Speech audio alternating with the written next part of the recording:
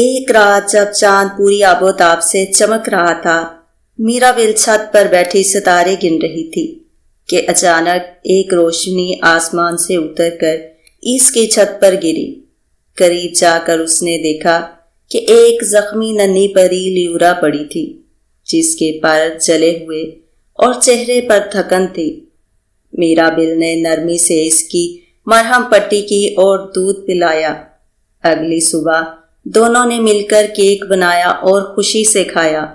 پھر لیورا نے اپنی جادوئی چھڑی سے سنہری روشنی کا دروازہ بنایا اور میرابل کو پریوں کی وادی میں لے گئی، جہاں پھولوں کی چادر، نیلی جھیلیں اور سنہری آسمان تھا۔ وہاں میرابل کو جادوئی لباس پہنایا گیا، جس سے جگنو اس کے ارد گرد گھومنے لگے اور پریوں کے میک اپ کمرے میں ستاروں والا آئی شیڈو اور خوشبودار پرفیوم لگایا۔ لیورا نے اسے اپنی 4 دوست پریوں سے ملوایا: بادلوں کی پری سرینا، پھولوں کی پری فلوریا، چاندنی کی پری لومینا اور ہنسی کی پری۔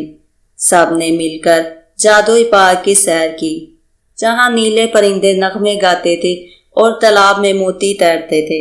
شام کو واپسی کے وقت لیورا نے میرابل کو گلے لگا کر ایک جادوئی لاکٹ دیا، جو جب بھی جگمگائے گا پریاں دوبارہ آ جائیں گی اور ان کی یہ دوستی ہمیشہ قائم رہے گی۔